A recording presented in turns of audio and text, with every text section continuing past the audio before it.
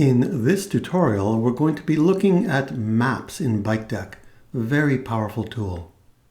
Sometimes it's difficult when you're looking at your list of quests to see the pathway that the students are going to follow. And that's why maps becomes a very important tool.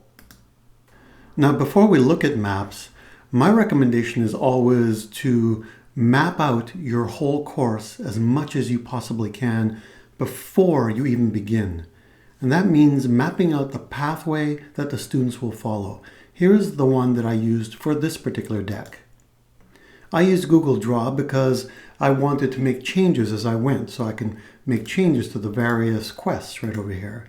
But you can see by the arrows I have a specific pathway in mind. The more you do in terms of visualizing the pathway for your students, the easier creating maps will be. And the easier it'll be for your students. So let's have a look at that. This is the map for the learn.bytedeck. And you can see that I don't have everything here on the main map. Some things are connected in embedded maps. So when I click on this blue area, it opens up the next map. Otherwise, I'd end up in a complete mess. And here, there's another one. And if I want to go back,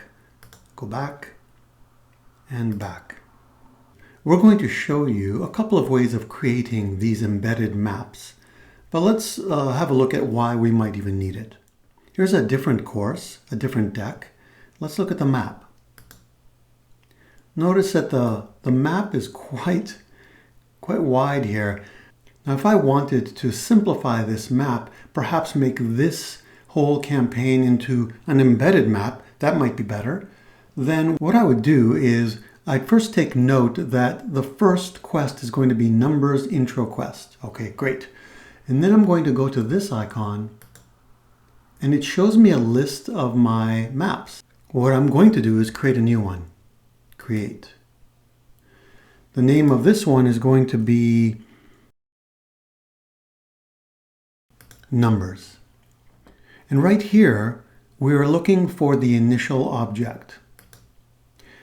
Now, you can make the initial object a quest, but you could also make the initial object a rank, even a badge. I find that it's a quest that we'll use for the initial object, and the one that we wanted was this one. The next thing is, which is the parent map? Well, we only have one, so I'll choose main, and I'm going to generate a new map. So there it is, terrific. If I go back to main quest map, oh, it's still all here. There's one more thing to do.